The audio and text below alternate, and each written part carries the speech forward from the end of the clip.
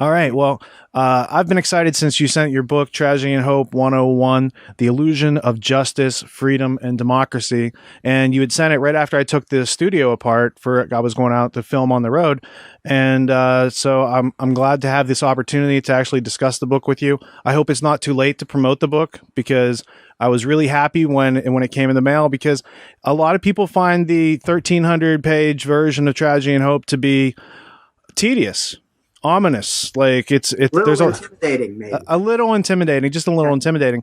And I think you did a good job of pointing out that much of the Tragedy and Hope by Carol Quigley is put there not so much for the end result of the audience, but to get it through the censorship, with this other 5% of the information. And I think you did a good job of breaking it down such that the everyday, man or woman, who's out there working can understand this very crucial and important part of our history. So how did you come to write this book? Tell me some of the story about the process of understanding that there was this big history book and you thought that maybe something should be out there. And so you took it upon yourself to be creative. Yeah, it's one of those things. People ask me, why did you want to write the book? And the answer is always, I didn't want to write the book. I don't know if you're familiar with the quote by Orwell. Uh, I'll probably butcher it here, but something along the lines of writing a book is a horrible, exhausting experience. One would never undertake such a thing. Oh no, what is it? It's like a long bout with a painful illness. And that you would never do it unless you were driven by, some demon that you can't control or understand. So, like I said, I probably butchered it, but it's true. I was looking, I've been researching this for over a decade, this ruling elite and how they actually function, and becoming progressively more disturbed with the fact that the vast majority of the population is completely unaware of how the system actually operates. So you just start digging and digging and digging and unearthing more and more information, and a lot of it is buried in what is generally an inaccessible form. So we'll use Tragedy and Hope as a perfect example. For the vast majority of people, that might as well just be inaccessible because they're not going to sit down and read, a 1,300 page, 500,000 plus word history book. They just don't have the time. They can hardly, read a full length article, let alone, that multi-month project, which is, what it would be for most people.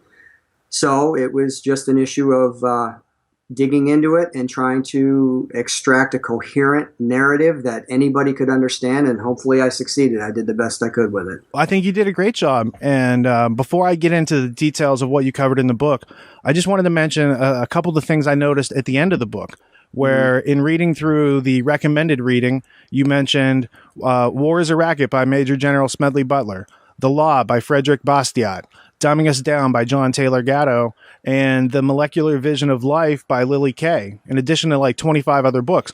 What do those books all have in common with the Tragedy and Hope 101, your publication?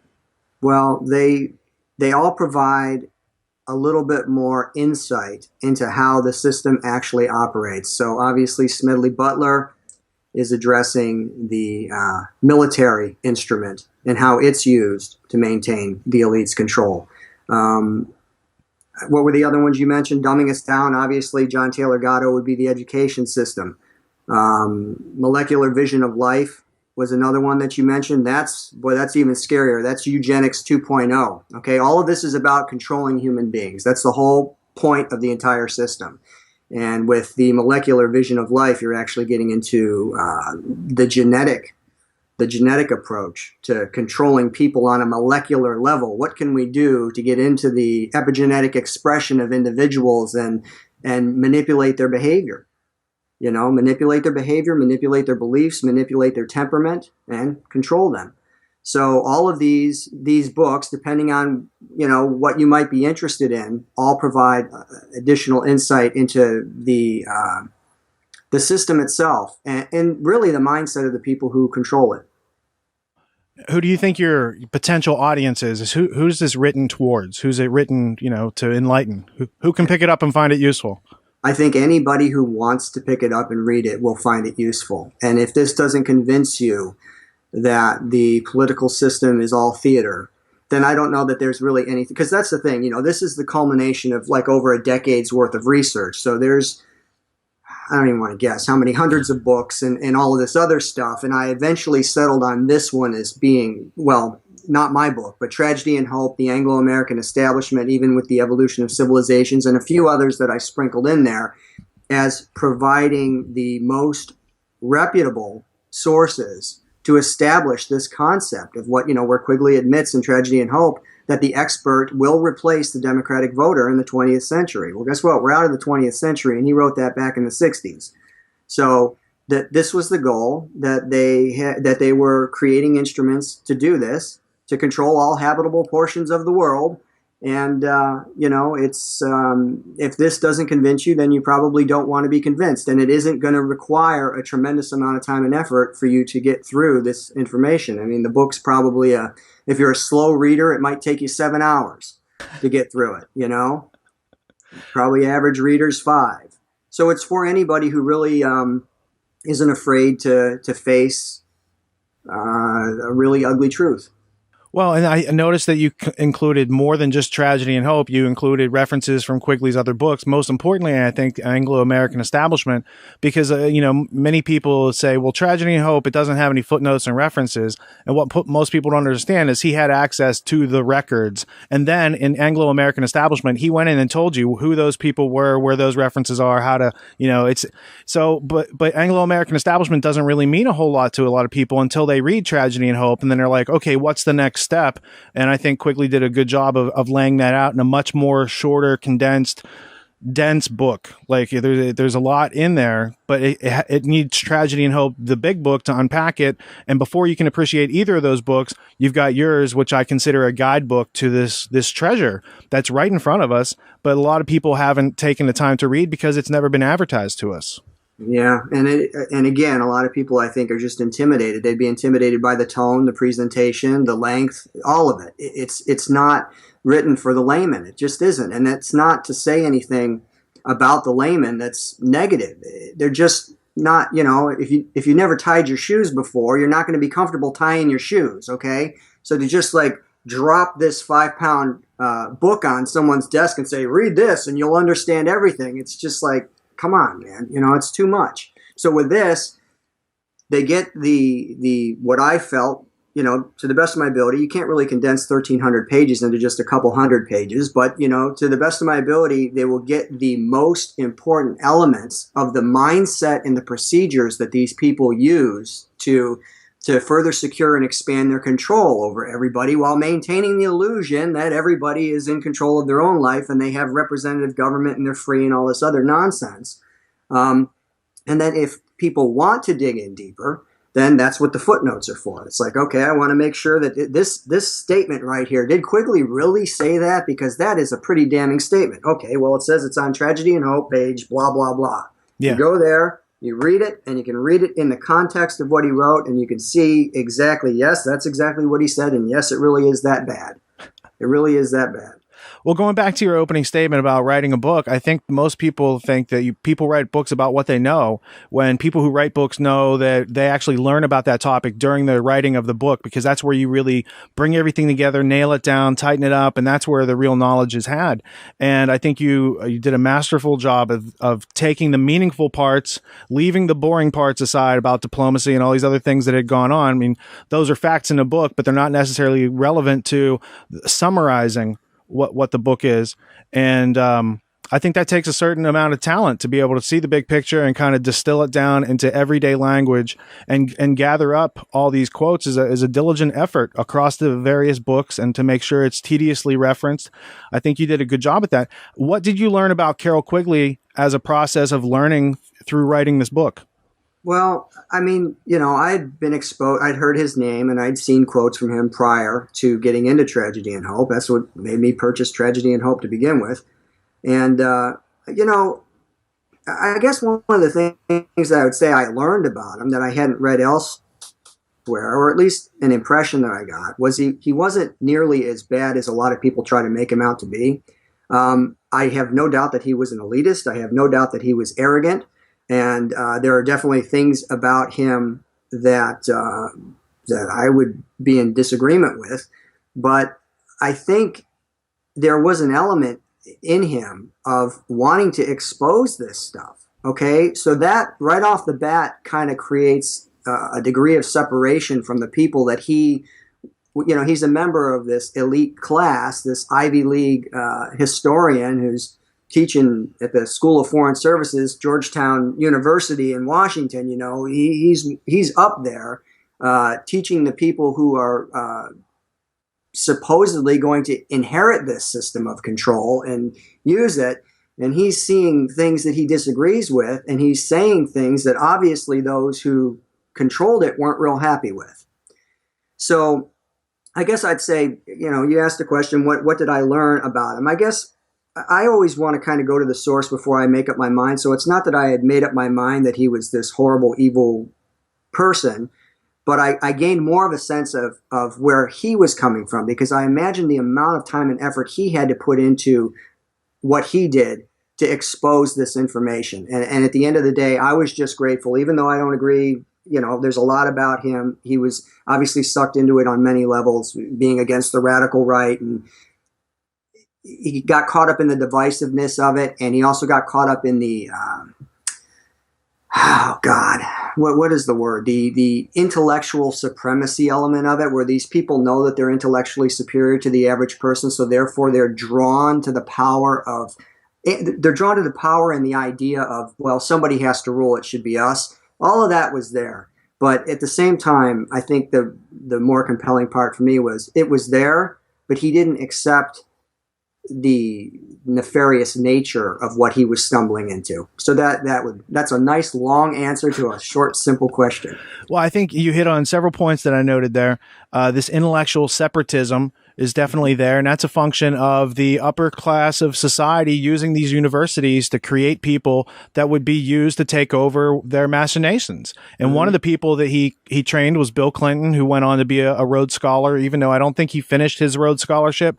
What he got was access to that Anglophile network that Quigley was describing. And Quigley, having spent 20 years in their archives and records of the CFR and Royal Institute of International Affairs, I think that he definitely had a perspective that he was from Georgetown. He's, the Georgetown set that was most likely the killers of Kennedy were the people that those were his neighbors. Mm-hmm. And so I think what he got to was, yes, there's something going on in government, but if it's so right, they shouldn't have to keep it secret. And that's why he put those other, the other 5% or 10% in the book that says, look, if these people needed to keep it secret, then they know they're doing something wrong. And that's the moral communication that I think he was trying to get out in the very small part of the big book.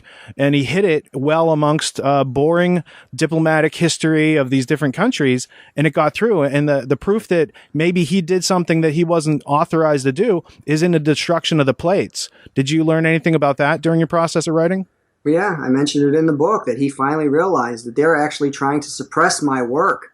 They're telling everybody that they'll print more when there's more orders, but there'll never be any more orders because they're telling everybody who asks that it's out of print and it's not going to be printed anymore. And again, going back to the idea of his position, which I imagine after he saw what they were doing to suppress his work, probably advanced even further in the direction of something that you and I could relate to. He comes right out and says in the Anglo-American establishment and in Tragedy and Hope, look, nobody should have this much power. Nobody. If you value your freedom, this is dangerous. So he was talking, I can't remember which of the two books it was in, but there's a pretty powerful quote where he specifically comes right out and says that. He says, this is too much power to be entrusted to anybody, regardless of how good they are, regardless of how good their intentions are. It's dangerous. So, again, just, a little bit of, I'm grateful that he wrote it. I'll tell you that much, because they're really, if you're looking for a pretty much unimpeachable source of data, there it is. If you really want, I think people are drawn to the stuff they almost like kind of enjoy it. There's the people who want to get their feet wet and they kind of like the conspiratorial nature of it. And they just like to speculate without having any real hard proof or evidence or something that's, very well established and can be confirmed. If you're into that lighter stuff, that's fine. But if you really want to face the reality of what we got going on, here you go. There it is. Take a look at it. And then it kind of, makes the distractions a little less entertaining because you realize how bad it is. Well, sure. And if you separate the messenger from the message and say, I want to validate what's the validity of this message, you can go to another author, another messenger, if you will, Anthony C. Sutton, who wrote a very similar, but not overlapping, but it's complementary. It fills in all the blanks where Quigley's leaving out. And he also went through a similar persecution after trying to express it and got ejected from the establishment society and had his funding taken away. And so you see this recurring pattern of people understanding, they believe in the system so much that then they find out what's really going on, then they feel compelled to tell people, because there's a whole bunch of other people out there believing in the same thing and losing their choice through that belief in the deception. So let's break it down and define some of these aspects. Who was Quigley defining as this Anglophile network, in your own words? Well, he starts with the creation of the secret society, which is another thing that he I think did a really great job of imparting, which is the concept of a secret society and the concept of power behind the throne has been around forever. And it's just the way things are. We are led to believe it isn't that way, but that is the way it is. Real power is unelected. Real power is unaccountable. That's why it's real power, because you don't have control over it. It can do what it wants behind the scenes, and if there's a problem, then the puppets get sacrificed or replaced. But its system of control remains intact. Its system of setting policy is there. So he starts, obviously, with Cecil Rhodes founding the secret society, and then I think the most important part of that story is where it all begins. The Royal Institute of International Affairs, the CFR, well, really before that, the inquiry. The inquiry is where it really, in my view, that's where it really truly begins. That's the infiltration of Woodrow Wilson's administration and that whole coup that took place in 1912. And then from there, you get the CFR, and from the CFR, you get the further infiltration of government to the point where, with the War and Peace studies, literally the CFR is basically part of the State Department. Out of that, you get the 1947 National Security Act, and you get the CIA, another fantastic little instrument that they created for their objective. Again, if they can step back and they can realize that all of these things were created by people who had a specific goal, then obviously those things were created with the purpose of achieving that specific goal. So if I want to take over the world, or as Quigley stated, he was quoting Rhodes, to control all habitable portions of the world, then each instrument that I create is going to be created for that purpose. It makes no difference what I say it's created for. Of course, I'm not going to say that's why I'm creating it. I'm going to create, subterfuge, man. I don't want you to understand what's going on. But that's, if it was born of this group, then it was created for that purpose. So that's another really important part of the whole thing, as far as I'm concerned, is that by going back to that beginning starting point and then following the story, you become aware that the whole mantra of the CIA being about protecting us, or the NSA, or any of this other stuff, who created it? Do they respect our freedom? No, they don't at all. They resent it. They want to undermine it. They want complete control. So that, I'm not saying there aren't wonderful people in the CIA, and I'm not saying that there aren't wonderful people in the NSA. What I'm saying is, there is meaningless. It would be like saying the government must not be corrupt because Ron Paul was in it. Okay? Yeah, Ron Paul, or the CFR can't be that powerful because Angelina Jolie is in it. It's irrelevant. It's ridiculous. Angelina Jolie, the War and Peace studies where the CFR was basically running the State Department, only a tiny handful of the CFR members at that time were even aware of that. So even in that case, even with something as big as that, it was only a select handful of the real power structure within the CFR that was involved in it. So people just kind of need to try to step back and understand all that. I think and once they do that, I think it starts to become, the picture, or the intellectual framework for the picture starts to emerge, and you can start to put it together. One, I think G. Edward Griffin did a good job of that in the forward and the introduction, and he's spoken in the past about these rings within rings. So really, only the power center of the CFR has anything to do with anything, and those other pieces, some of those people were there just to pay dues and get membership, and some of the people are there for advertising and PR reasons. It's the same reason Angelina Jolie is held up as a trophy by the United Nations and all that sort of stuff. They're just seeking to subvert individuals through that public relations persona. They need somebody that people can relate to too. So everybody knows Angelina Jolie. Hey man, that's cool. She's doing, the average versus these sociopaths that are actually running things. Well, and what they're doing is propagandizing, and how it's propaganda is because it's not educating people to be free. It's actually dumbing them down so that they're not free, and that they buy into these collectivist organizations, whether it's the UN or the overall globalist concept. So let's go back to the late 1800s. You had Andrew Carnegie, who's part of the British Empire. He's a big steel magnate from around Pittsburgh, Pennsylvania, but he's from Scotland, but he's living in America. He writes Triumphant Democracy in 1893, basically calling for the globalization of America and its resources. And then you've got Cecil Rhodes, who's carrying forth a British Freemasonry idea of bringing America back into the British colonies. And he writes that last will and testament in 1902, or he dies in 1902. It goes into action. The people who had funded him and De Beers were the Rothschild banking family. So when we get to, a couple segments to the Federal Reserve and talk about power and using money, we can talk about that. But there's all these overlapping connections between the industrialists and the robber barons who were globalists, and then forthcoming working groups in the 20th century, each of which had diminishing membership.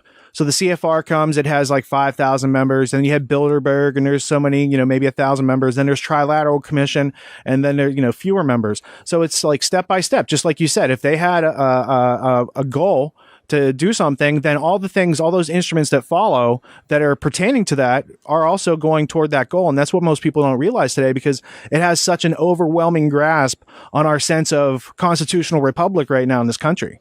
The Federal Reserve System is there to keep our monetary system stable. The income tax is there to help the government pay for things that you need. Sound familiar? You might have learned that somewhere. No, they didn't create those instruments for those purposes. Do you remember anything about Milner's Kindergarten, the kind of working roundtable group that took over as soon as Cecil Rhodes kicked the bucket? Well, yeah, I mean, he became the top guy within the primary ring. And these were his, I don't know, what would be the word? His apprentices? I don't know. What's the correct word for it? To Acolytes. Be spread out throughout Stooges. The world. To go take care of the business that needed to be taken care of, and then Oxford, of course, where they're the recruiting ground. If the Ivy League is where they recruit from here for the CIA and other top powerful positions, then I guess you would say Oxford would be the equivalent of the Ivy League over there. Well, and I think all the Ivy League schools are made in the image of Oxford, and that Oxford, being around for the past 1,000 years, definitely has been an instrument of the empire and the monopolization of the heroin and opium trade during the East India Company days. And reading a book that's called Cloak and Gown by Robin Winks. It's all about how MI6 and now the CIA use the universities as a seeding ground for intelligence, and the professors that are there recruiting students and that sort of thing. It's also a pretty thick book, might be 800 pages, but for people who are interested in how universities and empire tie together, it's a pretty interesting read. There's also I think it's called Universities and Empire by Sigmund Diamond, that's published by Oxford. And so when you get a better grasp after, someone reads Tragedy and Hope 101 and they think, instead of reading the big book, let's continue learning about the general area. Well, you can find out that, the Rockefeller empire, if you will, not only, had these adverse effects on the school system in this country and the medical schooling system, but they also, through the foundation, acted as a front for intelligence. The intelligence agencies act as fronts for these robber barons. Absolutely. That's what they were created for. They created them. Okay, so there you go. Again, we go back to the inquiry. We go to go to Alan Dulles, right there, one of the supreme scumbags, and pardon my French, but I mean, this guy, if you want somebody who thinks he can literally just do whatever he wants, including kill and rape, murder, pillage, whatever it is, to achieve the aims, he's right there instrumental in creating the CIA. You know, so and then you were talking about the universities and the role that they play. You can just imagine with all of the data that they're gathering from people as they're working their way through there, the psychological profiles that they could be building on these highly intelligent, capable people, and they can pick out the ones for different areas. You can imagine how powerful that is, where they ask all these questions and just what they know about human behavior and psychology and all this other stuff. That as these people are working their way through these Ivy League schools, now this is definitely a candidate for this particular position. This is somebody who, so Alan Dulles obviously demonstrated the disposition of an individual who would be useful within that system. Not only creating the CIA, but then running it for such a long time and using it as an instrument to destroy national sovereignty. Well, and before Alan Dulles and John Foster Dulles came along and took over the intelligence apparatus and the State Department, and then were around when Kennedy got killed, and then Alan Dulles gets in charge of the Warren Commission. Before all of that, we had this guy, Colonel House, who was basically a pre-Dulles. He was an Anglophile working toward the same aims of dissolving America's sovereignty. And I'm not saying that I believe in nation states. I believe in individuals being free and not aggressing on other people. And we just happen to be born into this system where at this point in the history of the evolutionary history of nation states, we're at this point where they want to do globalism, which might be a great idea, but not if it's done under a whole theme of tyranny. And the people who have been bringing us tyranny and democide for the past 100 years should not be the leaders of any global organization, for the simple fact that once you lose local accountability, you lose freedom. Look, we can't control them now. We, meaning United States citizens, have no control, no reasonable measure of control over what the federal government is doing. I mean, I don't think anybody would argue with that. What happens when it just becomes completely supranational, a nameless, faceless, completely global? Of course, again, they're going to try to maintain the illusion of this being by the consent of the governed, and all the little nations have a voice in it, and the people of those little nations have a voice in it, but it's a lie. It's just a ruse. It's a joke. And you can just determine that by looking at the actual policies that get enacted. Like, look at the banker bailouts. That's a perfect example where you literally have 98% of the adult population saying, no, we do not want it. But you have a handful, probably less than 50 people in the power centers that do want it. And, maybe a circle of people around them that are a little bit larger. But, who was really in control of setting that policy, of pushing that through? Those are the people who have the real power. Now, of course, they don't like it when they have to show their hand like that. But rest assured, when it comes to any of these people that they're parading around now for the presidency, there are certain things that just aren't going to be touched. And those are the things that are most important to those seeking to control everything. Well, and Princeton recently had that study where they said America is an oligarchy, not a constitutional republic, because rich people are in control. And that just made me think of this Princeton graduate from back in the day. They have this place there now called the Woodrow Wilson, blah, blah, blah. But Woodrow Wilson was he was a president of Princeton, if I recall, before he was president of the United States. And you described that as the coup of 1912 in your book. Could you talk a little bit about Woodrow Wilson and how he brought the, Federal Reserve in, and World War I and these sorts of things that were dynamic in the globalists' agenda to move America out of its attitudes, values, and behaviors and beliefs? Well, maybe we should go back one step prior. Sure. And go to the Carnegie Foundation, stating with Catherine Casey, where it gets into that a little bit, Catherine Casey and Norman Dodd, what they uncovered, which was prior to, a few years prior to that, where they are actually convening and speaking about how they need to get the United States involved in a major war, because war is the best way to disrupt a current system. So, well, it wasn't just they wanted to pull the United States in so that they would have that advantage there, but then of course it's a way of remaking the world. How many empires were lost in World War I? It was the Russian Empire fell, the Ottoman Empire fell shortly after, the German Empire, the Austro-Hungarian Empire. So there's a real benefit here to get this. So they're in there, the Carnegie Foundation. And this is what the poor woman lost her mind over, because she thought, oh, the nonprofit the nonprofit organizations, you can't, though they do so much good, they couldn't possibly be involved in something nefarious as facilitating carnage and war just so they could get what they wanted. Okay, but they're discussing specifically how they have to, they basically have to take over the policy-making apparatus of the United States of America, specifically the State Department and anything dealing with, foreign affairs. And so you get that as the pretext. Now, what are some of the things that we want or will need in order to dominate the government of the United States? And this is another little tidbit that comes from Quigley, which is they created the central banks to dominate the nation states by controlling treasury loans and interest rates and exchange rates, and of course greasing the skids of compliant congressmen. So this is why they wanted that instrument, and they needed somebody to really take control of the United States. It wasn't just a matter of the inquiry, which was very useful, that got in there and was able to start pulling strings. And Mandelhouse, who was probably just an intelligence agent, who was Woodrow Wilson's handler, whether he realized it or not.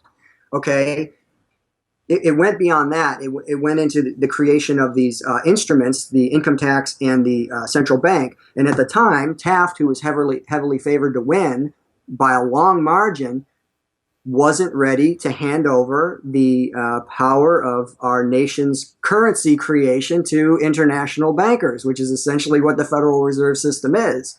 So they needed to get somebody else in there. So they pulled out their old hat trick of dividing the vote, and that's how they got Woodrow Wilson in there, who was perfectly okay with it. Well, and Taft was one of their guys. I mean, Taft, he's the son of the guy who founded Skull and Bones. So it's not like he's not Eastern establishment, right. And he's, but I think they just wanted to go a little bit further than even someone like him wanted to, because the Internationalists, they had a much bigger plan than somebody who grew up with some sort of pride and freedom. Pride in being able to be self-reliant that brings on that self-confidence and, these sorts of ideas that were foreign still to the British Empire at that time. Yeah. Well, yeah, again, I covered that briefly in the book, that it isn't like Taft was great. He just wasn't quite he just didn't have all of it. Whereas Woodrow Wilson, with his Messiah complex and him feeling like there should be a federation of empires, which he was writing about as early as the, late 1800s, this was his idea. Yeah. So again, here you're in control of the universities. You see the path of these individuals. You're giving them personality tests and all the stuff that they do in school. And so you see, like, who are you going to pick if you want to sell a new world order? You're going to pick somebody who passionately believes in it and might actually think it's his idea. So he'll go out and he'll evangelize for it, whereas these people never could get away with it. Well, and I think there's another pattern there, because what Rhodes did was simply subscribe to an already existing British Freemasonic idea and give it some specificity and some funding from outside, because I'm not sure that the Rothschilds were part of British Freemasonry. That's all kind of nebulous, connections. So I don't like to make them.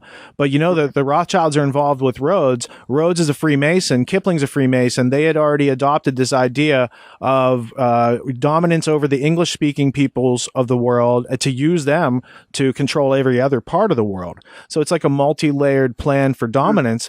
And Rhodes comes along. He has some specificity to it, whereas Carnegie's plan was just generalized. He's like, this should be done. Rhodes is like, not only should it be done, but here's some funding. Here's a secret society. Here's a bunch of scholars to go and permeate the statecraft culture of other nations, because there was a lot of Rhodes scholars that were in Germany before World War I and World War II.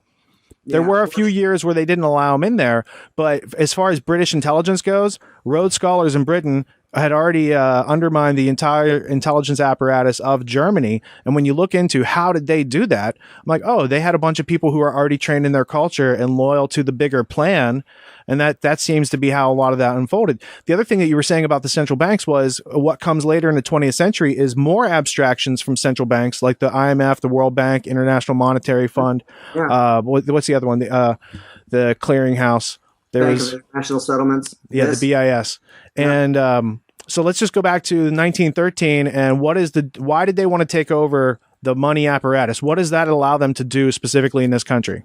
All right. Well, I mean, the money is the oxygen for the lungs of the beast. I mean, seriously, if you look at any, how do empires collapse? They run out of money, you know? So if you can create literally a limitless amount of money out of nothing and convince everybody else to use it, the power is, it's like, it's self-evident, but it really isn't. You have to really think about it. Like, what if today I gave Richard Grove the exclusive ability to create our nation's money supply and create as much as he saw fit? And not only does he get to create it, but he gets to create inescapable debt by only loaning it into existence, because that's just a whole other element of power there, because the hand of the lender is above the hand of the borrower. I mean, that's an old axiom. So it creates, it's really hard to define how enormous it is, to try to boil down how much power that is. If you can just create money out of thin air and limitless amounts of it, and create limitless amount of debt, and the servitude and dependency that is born of that is pretty much, I think if we could cut off the funding, if we could cut off the funding, I say that as like if it were easy. If it were easy for us to cut off the funding, what would happen to their system? All these people that serve this system serve it because they're being paid. The vast, vast majority of the bureaucracy, the vast, vast majority of the military, the vast majority of every single element and instrument has people that are there for a paycheck. If those paychecks disappeared, they're not going to show up. So if you look at it from that perspective, money as a weapon, you take that weapon away, and I think that's really their Achilles heel. It's not that that's an easy thing to do, but they didn't create it for no reason. They created that power, and we can see the result of it. We can see the result of just like one of the ways that they use it would be, for instance, funding. So if you want to create dependency, right? You're loaning all this money, but you're not really loaning it. You're creating it out of nothing. It just has the illusion of as if this is something that you earned and you own and you created some wealth somewhere. It isn't that, but nobody else knows that, so that's okay. So then you elect well-meaning politicians, or maybe not so well-meaning politicians. It doesn't make any difference. All that matters is whatever they are, they want to increase spending. They want to create new mouths. Like if you look at a new program as a mouth to feed, some really, really expensive new mouth to feed that the government doesn't have enough money for. You loan them the money to create that mouth, and then you create this mouth never goes away. It only gets bigger and bigger and bigger and bigger. So then you're just, the people who created it and the people who control it and the people who benefit from that mouth in their own little world will protect it, and it creates an insatiable need for more and more loans. Never mind the interest on everything that starts to, eat away at everything. So then you get increased taxation with that. You get, of course, yeah. It's just like it's a tornado of death. It just starts the death spiral of debt, where it just gets bigger and bigger and bigger and bigger, and then everything that has been created as a result of that money that was created out of nothing becomes more and more insatiable, until eventually the people who control that one primary asset that is necessary for all of it to continue to exist, and is necessary for all of the people who benefit from it to exist, they have leverage that is beyond anything else, because that's the shared interest of it all, regardless of somebody's political leanings or their ideological beliefs or anything like that. If they're a part of this system and they're benefiting from it, and it's their kids' college fund and it's their vacation home and everything else, they're going to want to protect that. That's where they're going to come together and say, okay, well, I might, there's some infighting and stuff like that, but all these other little players and all the other people in the administrative bureaucracy of everything, they all agree with one thing. Boy, we don't want the government to shut down. Can't have that. Well, and I think a lot of this stays off people's radar until... Again, there's a little delay. We're having a little bit of technical, but it's not too bad. It's very listenable thus far. Yeah, it just breaks up every now and then. I've been able to understand everything you're saying, but I think it stays off people's radar until they get, to page like 51 or 52, not far into Tragedy and Hope, when he's like, hey, the Rothschilds, they're bankers, they've been controlling stuff for a while. And, the Bank of England existed well before the Federal Reserve System of this country, but they're not so far different, and they're not necessarily owned by different entities. And the outsourcing of the production of currency in this country was a valuable resource that we had and we owned ourselves. And it's like, once you outsource it to these people who have been notorious in funding both sides of war for centuries, I just think the fact that they keep it off our radar means that if it was on people's radar, they would be more likely to resist the whole banking system and notice it for what it is. But the withholding of that select piece of information, that there's a layering of these ruling families that are a type of aristocracy above all the industries because they actually create money out of nothing. And that's just left off of our map that they give us through schooling. I think that fact that it's left off the map says it's essential to know about for freedom. Of course, yes. I mean, when you think of money, you think, I have to go earn money, or I have to borrow money, or I have to steal money. Those are your options. That's all people think of when they think of money. Good people think, I have to earn money. I have to provide some product or service so I can earn money. Other people that can be good say, okay, well, I need to do something. I might have to borrow money from somebody. And then thieves would say, I can steal it. But nobody ever says, what if I could just create it? What if I can just create money? What if I can just print it? Okay, I need $1 million. You need $1 million. Imagine how much good you could do with $1 million.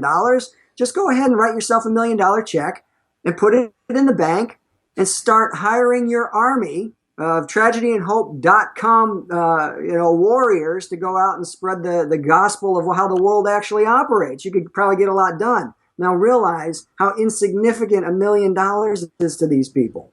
We're not talking millions, man. We're talking all of the money, all of it, all of it. They own all of it. They created all of it. And below that creation of the bankers, they have this political work group, think tanky type system. So what's the relationship between the Royal Institute of International Affairs and this thing in this country we call the Council on Foreign Relations?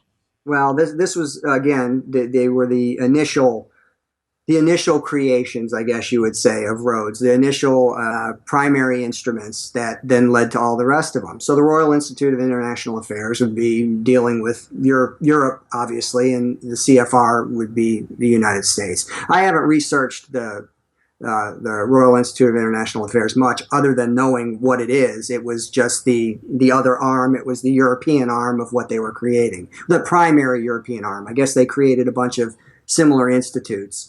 But the big ones were the Royal Institute and the CFR. And the CFR publishes this journal called Foreign Affairs, and Foreign Affairs originally was called the Journal of Race Relations. And so the whole idea of international relations as it's known today was created out of this fine, I always say it's a finite planet. There's only so many people that are trying to use science, technology, and money to control the rest of us. The people that happen to do that, they're also into eugenics. They're also into population control and these other notions. And they fostered Rhodes's apartheid in South Africa. Rhodes and Chaim Weissman and a couple other people that were involved in creating Israel had traded letters on, hey, what a great way to run a country, and we want to create what you've done down there over here in Palestine. And so even on seemingly opposing sides, you see the sharing of these strategies among the globalists. And whether it's globalism or communism or any of these other isms, what you see is people who are willing to go far beyond the bounds of freedom in order to pillage and plunder the rights and property of other people. And that's a fundamental issue that reflects through all of human history, but this is a particularly interesting part because we're living through it. Well, it's always been that way. There have always been rulers. For as long as there have been people to rule, there have been people who ruled them. And there is a certain defining characteristic of people who are drawn to those positions of power. They have to possess it. It's like, you're never going to be the heavyweight UFC champion if you're afraid to get hit in the face or you don't want to hit people. You're just not going to go there. It's not going to happen. And the same is true for people who are interested in dominating others. There's a personality disorder, shall we call it? Whatever it is, it exists and it's real, and you have to be that type of person. Can you imagine? Like, I love animals. Animals and music are like, they both really bring a lot of joy to my life. Can you imagine somebody who enjoys torturing an animal? Like, can you imagine like enjoying taking a puppy and doing, I'm not even gonna get into it because it's disgusting. But like there was that woman who was torturing animals and she YouTubed herself, and I think she finally got busted for it. But anyway, the point being, most people cannot imagine that. Most people love animals, and even if they don't love animals, they can't imagine deriving joy and satisfaction from torturing something to death. Okay? But those people exist. Okay? They exist, and we know they exist because there's evidence of it. All right. That's a mindset that's hard for people to imagine. The same is true for them to imagine that their leaders, the people who are at the top of the pyramid, are they lack the concept of a moral dimension. Okay, they don't believe in the concept of a moral dimension. There is no moral dimension. All that matters, there is only one law, the law of power. Do you have the ability to do what you want to do, or do you not? If hiding behind morality enables you to do what you want to do, then you hide behind morality. Hiding behind democracy, hiding behind religion, hiding behind whatever it is, whatever pretext you need to offer in order to get it. Up to and including, okay, I want to invade this country. So I need to justify my presence in the Middle East. Oh, okay, so how about we fund and train and arm the Islamic State? That would be fantastic, because now we create this horrible new replacement for Al-Qaeda, which we also created, and they're going to create chaos, and somebody has to do something about this Islamic State, and we can use it as a justification for our continued, this was a Department of Defense document that was recently released, where they said they knew it would lead to the rise of an Islamic State in eastern Syria and the problems that are being encountered in Iraq, but that's okay because it'll serve our purposes. They didn't say it'll be okay, but they understood that that's what would happen, and that that's what the Allied powers thought would be useful, because then it gives us a pretext for what we're doing. So not only a pretext there, not only a pretext to be continually involved there, which is what they've wanted since, the PNAC document. I'm sure you're familiar with that, pre 9/11, stating that, the issue of why we're in the Middle East transcends Saddam Hussein. It has nothing, we're using the no-fly zone as an excuse right now, but it transcends that. We want to be there. We need to be there. We need to control that region.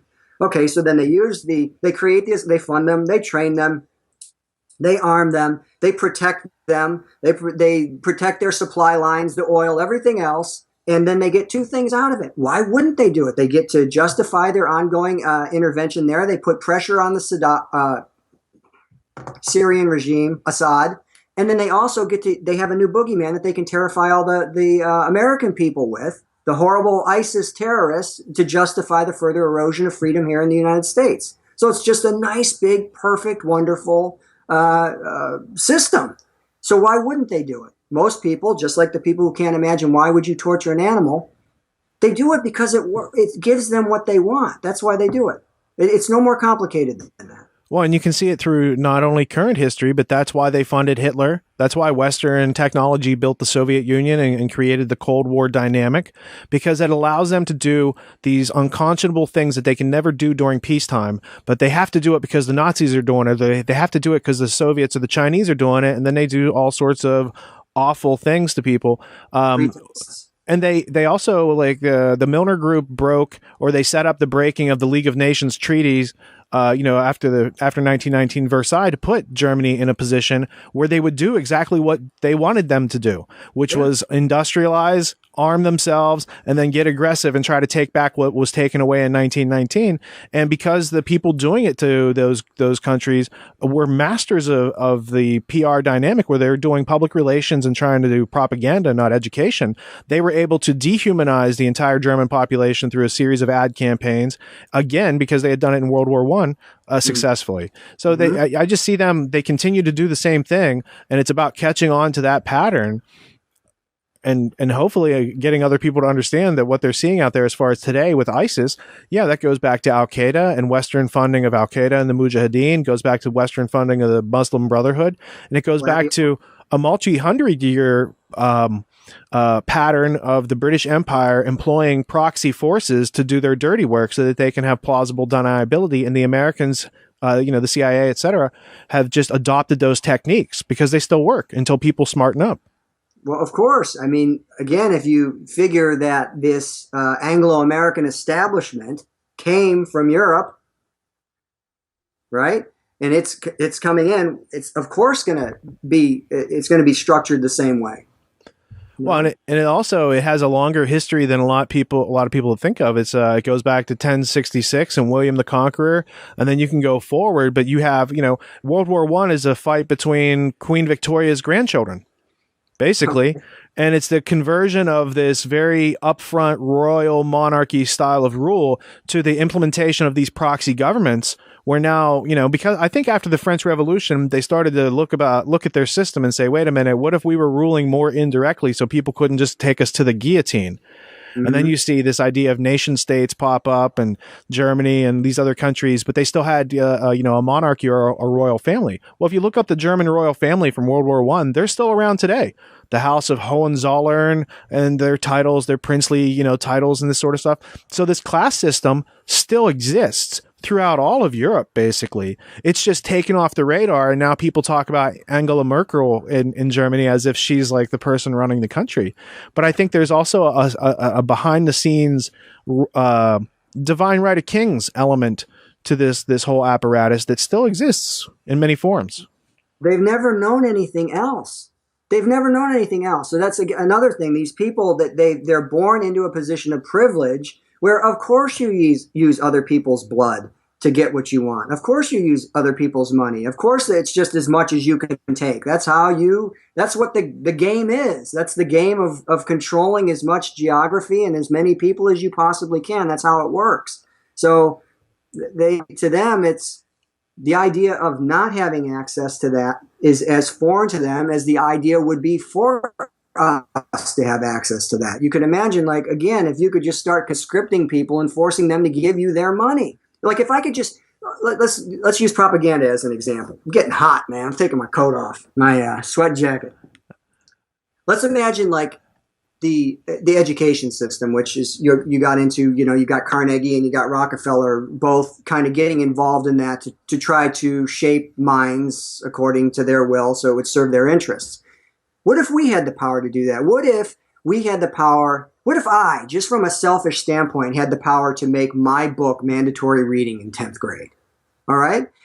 Probably have a pretty significant impact if I could reach every single 10th grader. Not only that, I'd get some money out of the deal because, of course, since it was the government buying it, the government money that they've stolen from other people, I could charge $30 a book for it, and I'd sell millions of copies, and everything would be great. Even if I was just a greedy person, I would have an incentive to try to ingratiate myself into that system.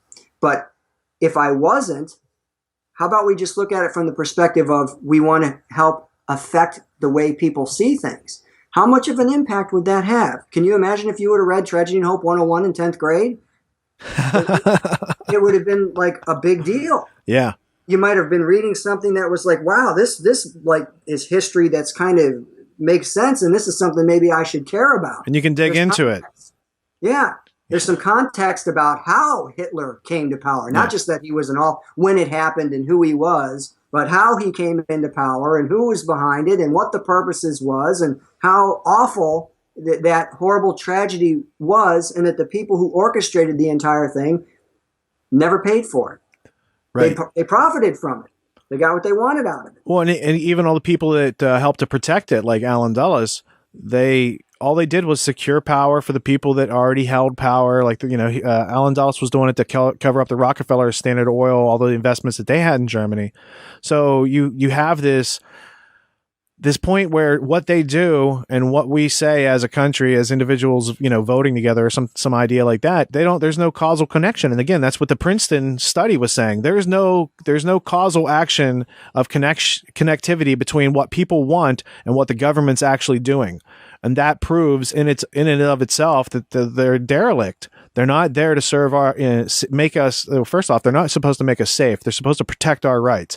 They're not doing that. They're using all the tax dollars they extort to spy on people, to take away your various levels through the Bill of Rights. They're trying to soften that all up for taking it away in straight up executive orders or constitutional amendments. And this is what Carnegie Institute for Advanced, what was it? Carnegie Institute for Peace back in the early 1900s. Yeah, this is what they said they wanted to do. So they had a prescription. They've gone about doing it in the past 100 years. We're now finding out about it. We're making media to try to let people know. It's like, hey, there's this plan. It's well funded. It's been in progress. And they're almost at the end of it. And the end of it means we all lose our freedom basically forever, because it took a long time for any type of freedom to emerge on this planet where at least you had the potential to be more free. In Europe, people, all the property was already bought up. All the class system was already there. If you're born into that situation, it's like a caste system. Whereas people in America, there seemed for a while to be more opportunity until the industrialists and the bankers really, clamped down on it and started extracting our wealth and making us more ignorant during that process. I noticed that there was a couple things in your book that weren't in Tragedy and Hope because they happened outside of Quigley's purview. Mm-hmm. But you wrote about Operation Gladio, which was a joint NATO operation between the American and British and a couple other countries that went on from 1946 basically to present. Could you describe that in your own words?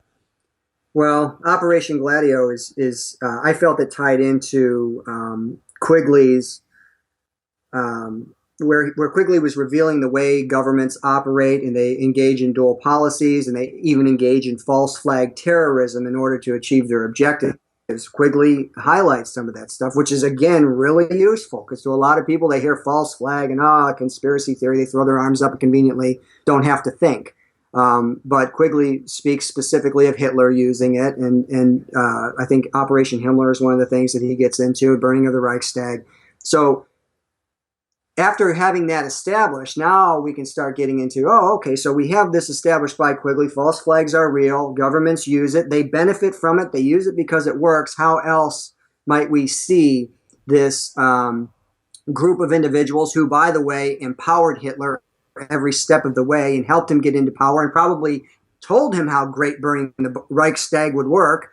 Let's take that same general concept and look at these people, the CIA specifically, CIA, creation of the CFR, creation of the Inquiry, creation of, working our way backward, creation of the Rhodes Secret Society, how they used Operation Gladio to hide weapons and fund terrorists and use the carnage of those terrorist attacks to blame people who did not do them, were not involved in it. So obviously they hide their own hand in it. And then in addition to that, they pick the patsy that they want to blame for it so they can further their objectives, which in this case, they used the argument that they were trying to prevent the spread of communism in Europe. But why? Well, because we're trying to preserve democracy. You're doing everything you can to undermine democracy and democratic practices. So what is the real purpose here?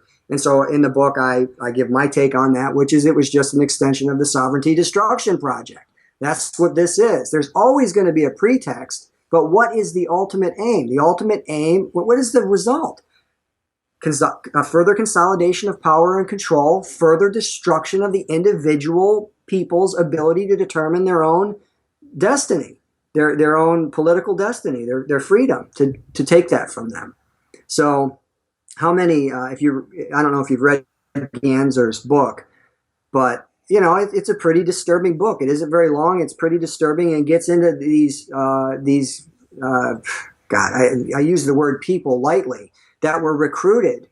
Alan Dulles had no problem with using Nazis or anybody else, regardless of how heinous the crimes, to do this. And obviously, again, if you're willing to blow up innocent people and then wave the bloody shirt to get the response from everybody so you can get what you want, it should be self-evident that you're going to have no problem working with the lowest of the low that you can find on the earth.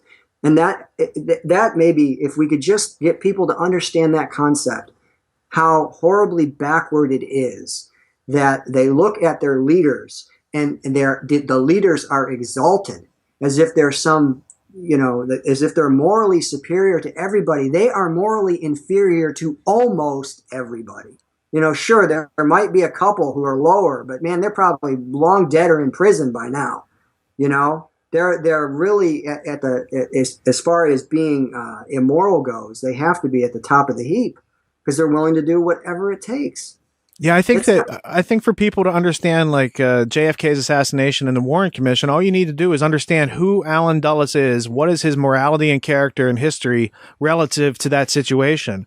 Well, he was fired by JFK for a reason. We might not know what that reason is. There's a lot of speculations, but we know that Dulles brought in Nazis through paperclip. He was running MK Ultra. He was running Operation Mockingbird. He was running all the necessary operations and overthrowing all these countries between 1953 and Kennedy's assassination, that they had already created a cookie cutter template for how to handle the press, how to handle witnesses, how to do all that stuff, and how to run a cover up. And then they just came home. The chickens came home to roost, and it's a tragic situation, but I'm surprised that no one cried bloody murder when Dulles is in charge of the investigation. It would have been like having Kissinger and his whole situation in charge of 9/11 Commission. I mean, you got a guy who tried. Yeah, I mean, Kissinger Associates is a plausible inheritor of the British East India Company's drug monopoly network. And so when you look into the overlap of Kissinger Associates and 9/11, you've got L. Paul Bremer. He's an ex-Kissinger associate. You've got Brent Scowcroft, who's on the E-4B, waiting to take off when the first tower blows up. So there's a bunch of people within Kissinger Associates that had some ominous placement on that day in their activities going forward, because they're all in the same small circle of power.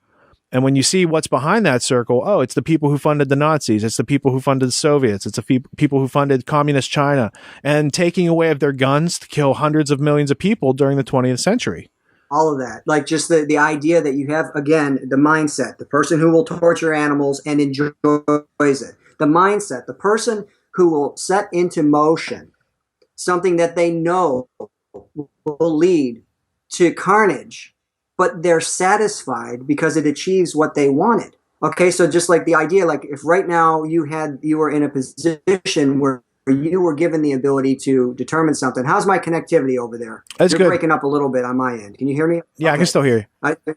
The screen is pixelating a little. But anyway, if you were given that power to where, like, let's say, for instance, overthrowing the Guatemalan government, like they did in 1954 after their success in 1953 with Mossadegh. That was Operation PB Success you're talking about? Okay. Yes. PB Success. And just the hundreds of thousands of people who were slaughtered as a result of that. And yet they're cheering and they're toasting because it's what they wanted. Hey, look, we did it again, boys. We were able to completely overthrow this legitimate government and install a government that was friendly, in this case, to the interests of United Fruit. Okay. And we got it. So cool. We're never even crossing their minds of how many people died and suffered and were destroyed by it. And going back to where it all started, where you were talking about Operation Gladio in Northwoods. Northwoods, again, is just another example, another excellent example where people need to read this stuff. Northwoods especially, because it's so short and so simple, and you can get it at the National Security Archive online, George Washington University. You can read it in their own words where they're conspiring to create a situation where they take a plane, load it with fake passengers, convert it into a remote-controlled drone, fly it over a given area, and then detonate it with a bomb. It sounds like some crazy conspiracy theory that only an idiot would think of. This is an official U.S. government document that they wrote back in the 60s. Signed by the Joint Chiefs of Staff, Lyman Lemnitzer. Right, who eventually went over to work in Europe as the Supreme Allied Commander of NATO, which is where Operation Gladio was taking place. So people say, one of the arguments that people will bring up is, oh yeah, Lemnitzer signed off on it, but he was fired for it. He wasn't punished, he was promoted. Here is this guy that says, look, we can use false flag terror tactics to manipulate the United States citizens to get what we want. In this case, it was to create a pretext to attack Cuba. Somebody in the higher ups, I imagine, looked at that document and said, okay, well, you know what? He's not going to work in this given area, but let's stick him over here in NATO, where we've got this other operation going on, Operation Gladio, where it's perfectly okay to do these things, and he'll probably be a real asset there. Because can you imagine, like, if you or I conspired to carry out terrorist attacks against the, I mean, because the thing with the airplane was just one of many recommendations. There were actual, they were actually going to kill people and blame Cuban terrorists of doing it. Can you imagine if you or I conspired to do that? That maybe we would get something more than fired from our job and then given another job somewhere else, which was effectively a promotion. Well, it would be detrimental unless you work for the Rand Corporation, in which case it's your job to do that sort of stuff. I was just looking through recently those the DC strategic trends documents that the Ministry of Defense in the UK puts out, and it's like a plan for the future. So there's a document, it's from 2007 to 2035, and now there's a newer one that goes out to 2040.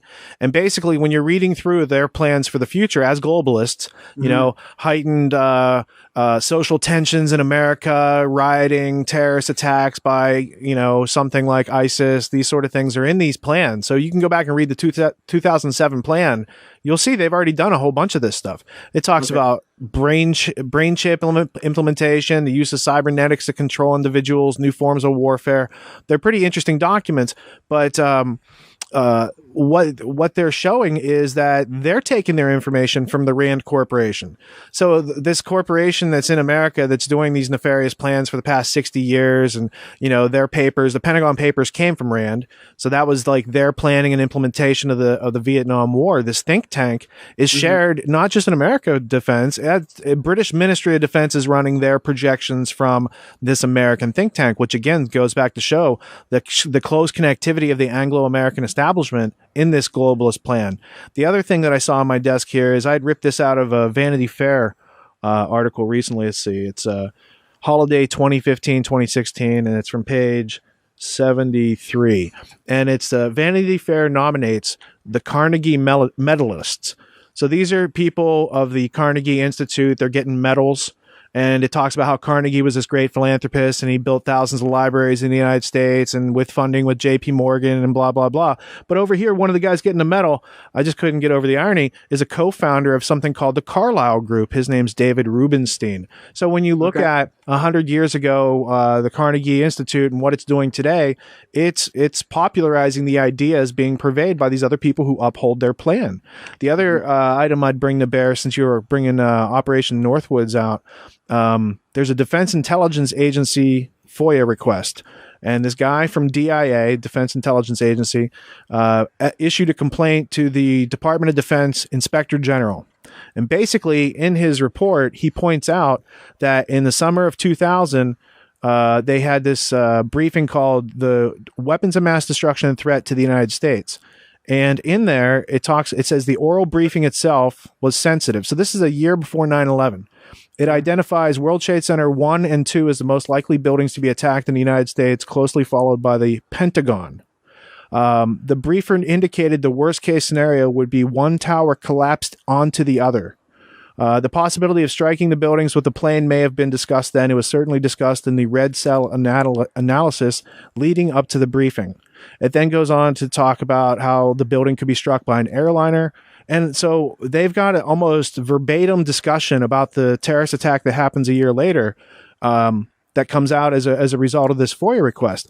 So it's really showing a smoking gun, very much like the Northwoods document, that they had these hints that terror was going to happen, and then they just happened to make it very custom, tailor-made, so it fit their needs precisely at the right time to coincide with business plans and these other strategies that they had in place. So I think that only looking through these actual documents, these pieces of evidence, like you said, Operation Gladio, there's a lot of information out there. Ganser's book is probably the best reference on it. And Operation Northwoods, which is a very interesting document you can read in a PDF out there. These are facts of American history, which even Operation Ajax, PB Success, I don't know what the name was for what they did in Chile with Pinochet, all of these provide, and all of the other, El Salvador, all the other governments that they've been involved in messing with, all provide insight into the mindset of these people. It's their mindset that you really have to understand. Of course they would do it. Why wouldn't they? Why wouldn't they? It seems like a simple statement. Why wouldn't they? You would say, or the average person would say, well, because it's wrong. Or, I mean, if you know how they think, you realize how ridiculous that sounds. Why wouldn't they do it? The only thing that would prevent them from doing it would be if they thought they couldn't get away with it. Now go read the Northwoods document, read how utterly ridiculous that sounds, and realize they wouldn't have written that if they didn't think they could get away with it. If they didn't think they could paint up F-16s to look like Cuban MiGs and have them harass airplanes to create the illusion that this was done by Cuba, they wouldn't have put it forward. They didn't think they could get away with selling the incident. You know, they even went through, okay, well, we're going to have the Mayday signal transmit so that people in the area, wherever it was that they were going to shoot it down, would report it to the United States that it happened. So we could be like surprised, oh my God, I can't believe this happened. Cuba just attacked a civilian airliner and killed a bunch of students on vacation. So they could get the full propaganda effect of all of it. So as long as, as far as 9/11 is concerned, I don't touch on it because really all I'm really trying to do is provide insight into things that are very easily proven. And the vast majority of the entire book is based on what Quigley himself acknowledges and exposes. But as far as 9/11 is concerned, if anybody still believes that that was just an operation that, in my view, my summary of it was a multi-intelligence, multi-state operation. And if you don't think that 9/11 involved multiple intelligence agencies and multiple states that were to facilitate it and benefit from it, then you got to start doing your research. You got to start by reading Quigley or Tragedy and Hope 101 to get a start and really start to understand how these things work, because the other argument up to and including, like the destruction of WTC-7 is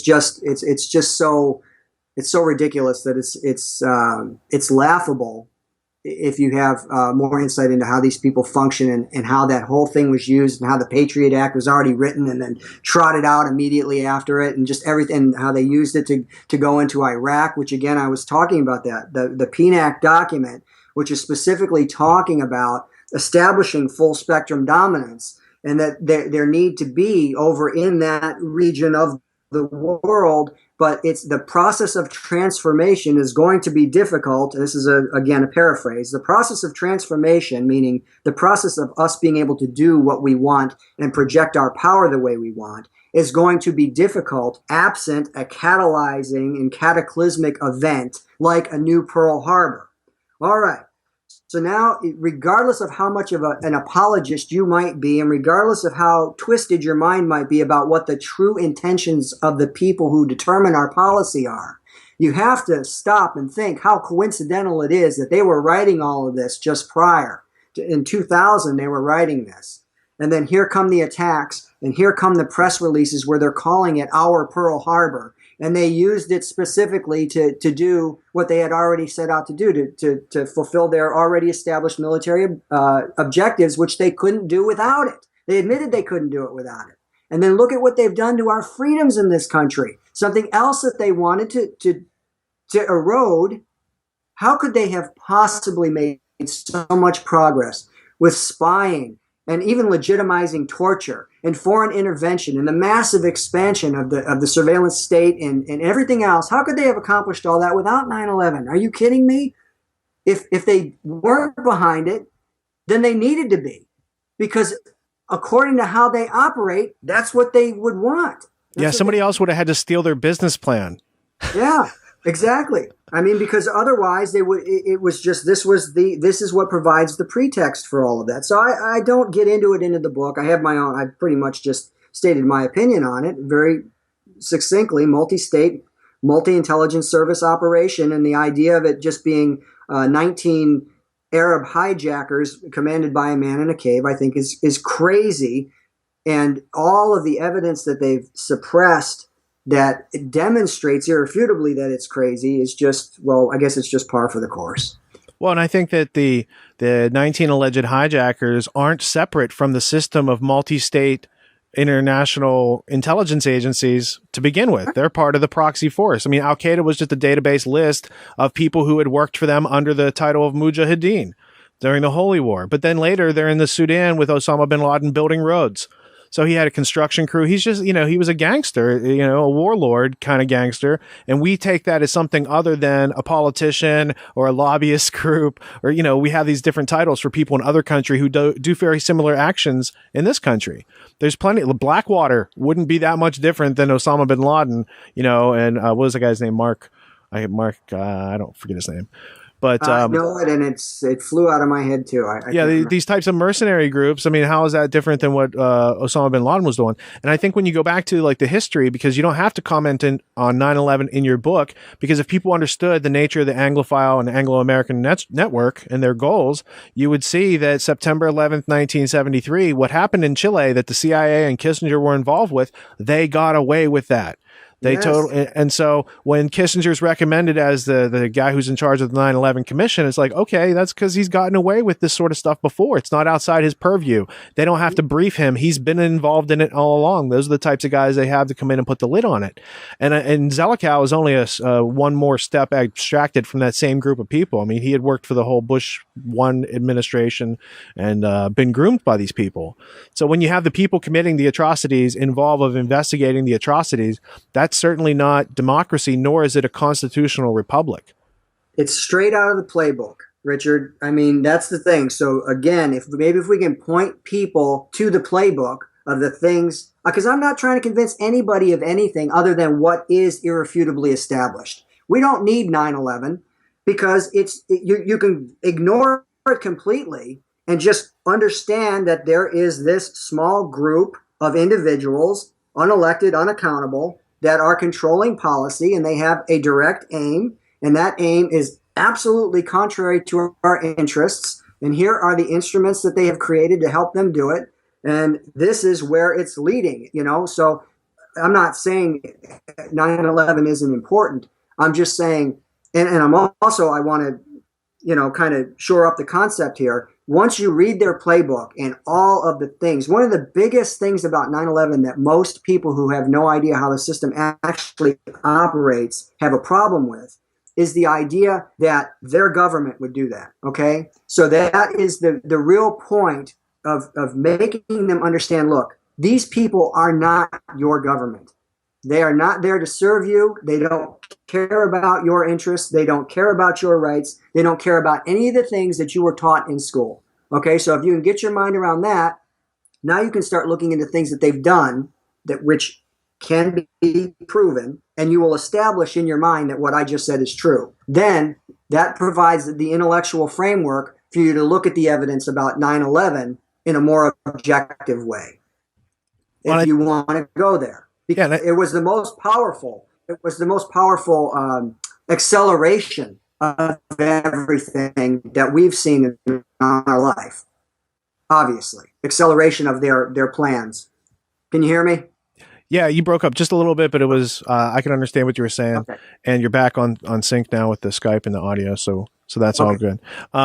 Just as far as helping people to understand the value in the book. You've got it on tragedyandhope.info. People can get the book there. And what else is on that site? Anything as far as the background?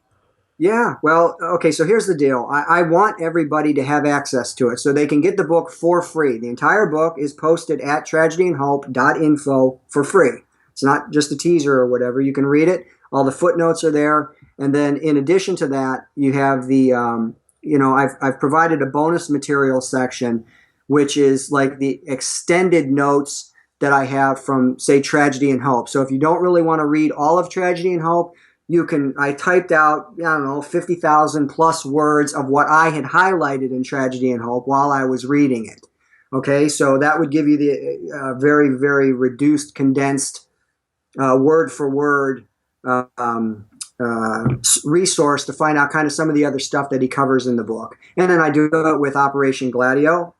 Daniel Ganzer's book is there. There's a few others in there. If you're interested in eugenics, I covered Richard Lynn's Eugenics, a Reassessment. I think that's a really important book if people want to understand, again, the mindset You got to understand the mindset of people who want to torture animals. They enjoy it. That's why they do it. Okay. You have to understand the mindset of people who seek and secure power, the ability to dominate other people.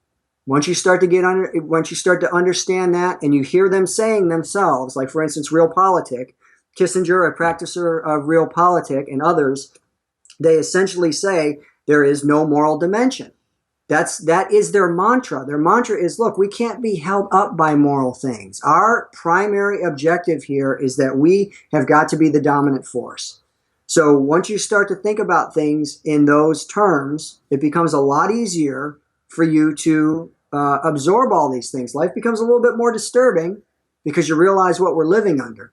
But then I think that's what we have to do. More people have to realize that the representative government that they think they live under is just a carefully managed con game. It isn't real. And I don't think it's permanent, but it's permanent until we learn how to evolve out of that. That's what I call growing in the right direction. Yes, it sucks that we find ourselves in the midst of a reality that we were lied about, but knowing that means we can learn our way forward, actually communicate to each other about what we found along the way. It's like the whole time you're talking about the people who would torture animals or children. What about the guy who developed Memorial Sloan Kettering Cancer Center is a very well-known, or if not notorious, cancer center. It's prestigious in New York City. It was developed, the guy who was the head of the Army's Chemical Warfare Division, Cornelius Rhodes, who was a proponent of vivisection, which I believe is dissecting a live being or animal while it's conscious and alive. Right. So these are people who wanted to get into torture, developed chemical weapons. And then, he's on the board of like the Atomic Energy Association or whatever the nascent atomic energy group was back then. And now he's in charge, or not now, but then he became in charge of Memorial Sloan Kettering's cancer program, using nuclear medicine to fight cancer and all these sorts of things. So what people think of is, oh, this is a cancer center so they can cure cancer. No, that's not necessarily their objective. Sometimes they want to observe people while they're sick. I mean, Cornelius Rhodes had done studies that were just like, everyone recognizes that they were racist studies, conducting experiments on Puerto Ricans.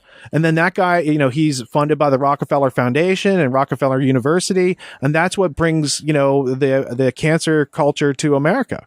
The establishment foundation, run for the cure type of stuff. I just interviewed Rick Simpson a couple days ago. And so in going through and putting the final touches on that, it becomes evident that the same people that are messing with our education or messing with how doctors and healthcare work are the same people that have globalism as an agenda. They're the same people who are promoting eugenics and created nuclear weapons in the first place to use on other human beings. So we're talking about full spectrum dominance by a small group of people who are, antithetical in their goals as far as in juxtaposed to ours. Right. They don't. Again, it's one of those things. This is the most frustrating part of all of it for me. Is words do not do justice. You can't quite impart the gravity of the mindset of these people. So, like, if you have, you need. I don't know. Maybe it's something to do with our education system or something where it creates a barrier. So, like, if you're talking about, like, let's say Joseph Goebbels, all right, or you're talking about any Nazi, like some Nazi that did just horrible human experimentation, people can learn that person was a horrible monster. They can imagine the things the torture that they subjected other human beings to, children, and all this horrible stuff. And they can, in their mind, then assign that concept to that person. But for whatever reason, it's hard for them to imagine an organized system that is run by people like that, but does not have that connotation associated with it. Okay, so it's like that's part of the illusion. The illusion is we have got to make ourselves look like the most upstanding, we are here because we want to save lives, because we want people to be healthy, because we care about. Okay, so for instance, like the Plutonium Files, another book that people can look into, where it goes through the instances where the government was experimenting on U.S. citizens, not just blacks, which, okay, like that's any different. People can somehow dismiss this. No, they're giving, upscale white women plutonium to see how it affects their babies. And they're telling them it's a vitamin cocktail.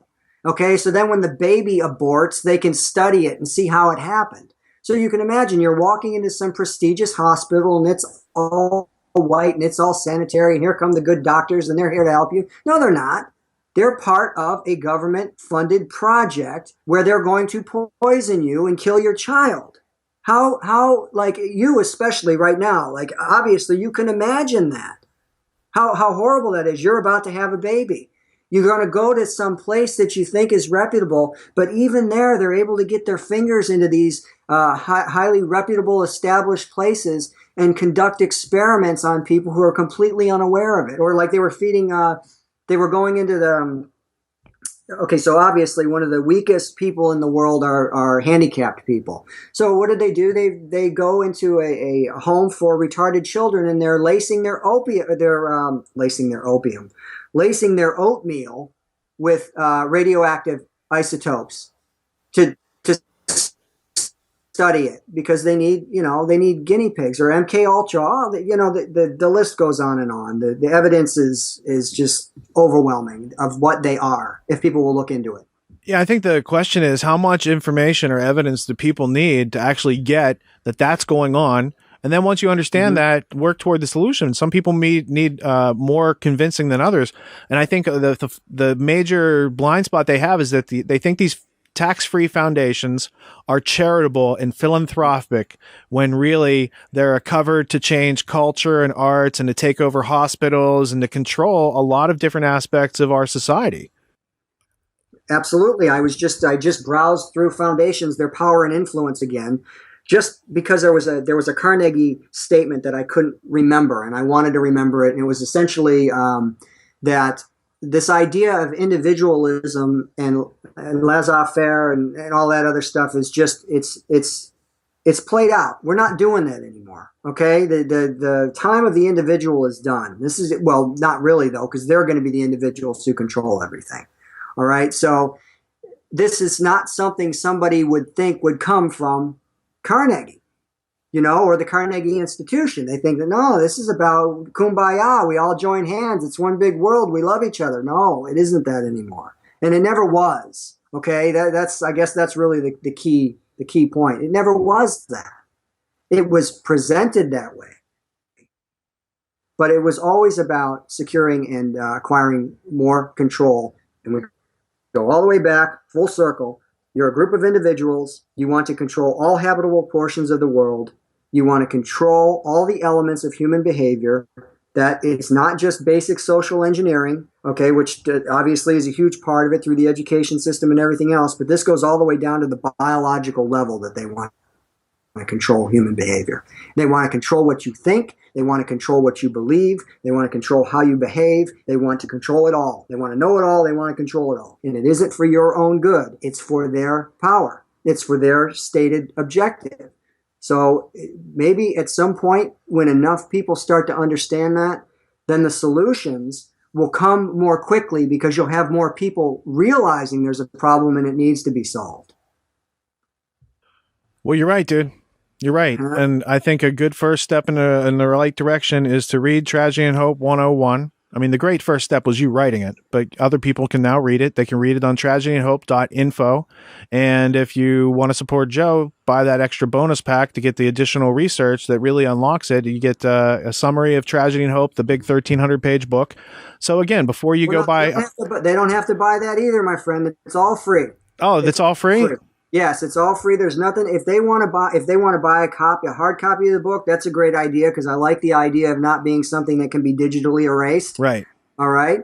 But no, it's all there. I mean, they can go through all of the additional. There's probably an extra. Well, let me think. The bonus material is probably another 600 pages or so, if you feel like reading it. And then, of course, there's the list of books that right, that have their recommended reading that you can dig more into. But hopefully, if you take the the few hours it'll take you to get through this, you'll get a real good, if you don't already have one, or even if you do and you just kind of want some refreshers and a way to condense it and reframe everything, I think hopefully it'll be useful to just about anybody. And is it better for folks to get your book on Amazon or from tragedyandhope.info?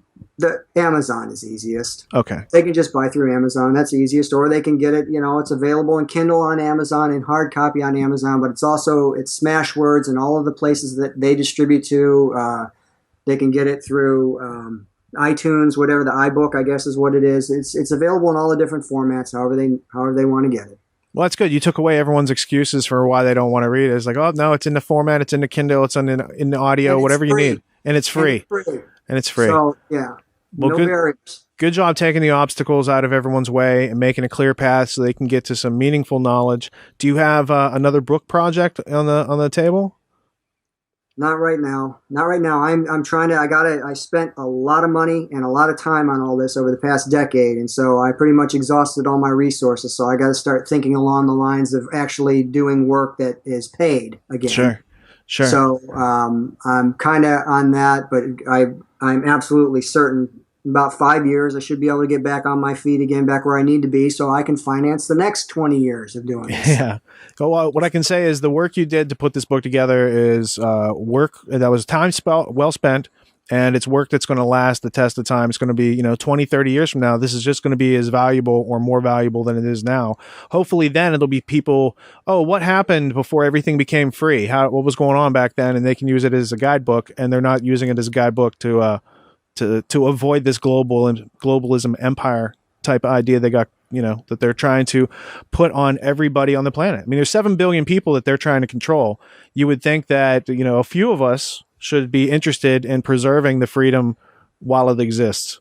We have to, and hopefully, again, the emerging technologies, these decentralized technologies in banking, in media, obviously, look what the internet has done, how powerful that has been. So, like, let's say, some of the decentralized or distributed technologies in banking, in media, in energy, in manufacturing, all of these things, even in government, who knows how the blockchain might be integrated into controlling these creatures so that people like Kissinger and Dulles can't rise to prominence and do the kind of things that they want to do.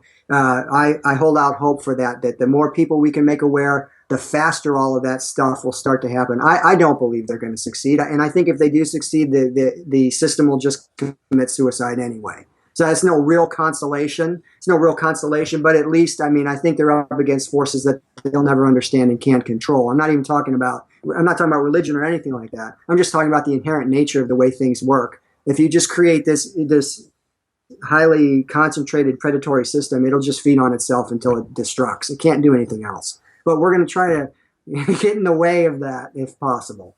So you're saying their whole system is set up for self-destruction, to collapse under its own weight. And if we don't want to wait that long and go through that tyranny, people can just grasp the content that's in your book and take action. And if we don't manage to, even if so some people would say, oh, what's the use? Well, because all the work that we do now is going to pave the way from what emerges, even if it got to that point of absolute horrific tyranny or whatever. Like, look at whatever emerged after Hitler. It might not be the perfect example, but just the idea being all the people who did the work prior helped pave the way for what came afterwards. Okay? The people who resist, the people who come up with the arguments against, the people who warned but were ignored, all of that kind of creates an opportunity for something new to emerge. So to the extent we can define how this system operates, how these people use deception, what kind of mindset is drawn to power, and what just their innate nature is. We're repeating ourselves. That's kind of the whole problem when they say history repeats itself if you don't learn it. But each time, I think we get a little bit further. So if you look at whatever freedom was established for us a couple hundred years ago, yeah, we've gone a long way in the wrong way. But that was a huge improvement over what had been established maybe in 1200 with the Magna Carta or whatever, compared to what preceded it, to what preceded it, to what preceded it. So if if that's optimism, I'm sorry, it's probably not the most optimistic thing in the world, but it's at least a realistic view of it, I think. Yeah, I think it's realistic optimism. In order to progress past, what they had in 1776 wasn't perfect, and it Right. wasn't fully developed or mature as far as freedom goes. But we haven't gone beyond that yet. We've regressed from it, and we're not going to improve upon it and optimize the society by making other people do the will of a few people. I think it comes from having freedom as a lifestyle, and not from a top down centralization. Everybody has to do the certain thing to be free, because that's not working, and they're proving that right now. Everyone has to be spied on to be free is not making sense to more and more people, thankfully, because Yes. they were believing it. So I know a lot of work went into creating the book. I appreciate you just taking a little bit of time out of your weekend here to elaborate on this tome and why it can be useful to other people who know how to read the English language, because we're all part of history that is still developing, and they have a plan to do something with the world. I think that if we don't like that plan, we owe it to ourselves and other people to vocalize and voice our concerns and explain why in logical, clear terms that point to objective history that other people can relate to. And I think you did a masterful job of that. Thanks again. And I'll just add to that one statement, or at the very least, even if people don't want to get involved or they don't want to stand up and say anything about it, become aware of what it is, so at the very least you're not a dupe. So at the very least you can't be manipulated and used as a tool in supporting it. So even if you don't want to go, I mean, certainly you don't have to do as much work as you and Lisa have done or anything like that. Just at the very least, get a really solid understanding of what this system is, so you can see the charade for what it is and not be duped by it. I think if just enough people do that, we're gonna do pretty well. Well, that's why I made the deep end, so you don't have to be a dupe. That's been Joe Plummer, and we'll see you next time. All right, man. Thanks a lot. Thanks, Joe. Peace. Peace.